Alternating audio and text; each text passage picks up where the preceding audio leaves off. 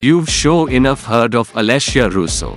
After all, she's part of the reason for the revival of the "It's Coming Home" choruses this year. Changing the status of football by creating a safe and celebrated space for women to turn their sporting dreams into reality, Russo gets to grips with the noise of the crowd off the pitch and her christening as England's Golden Girl.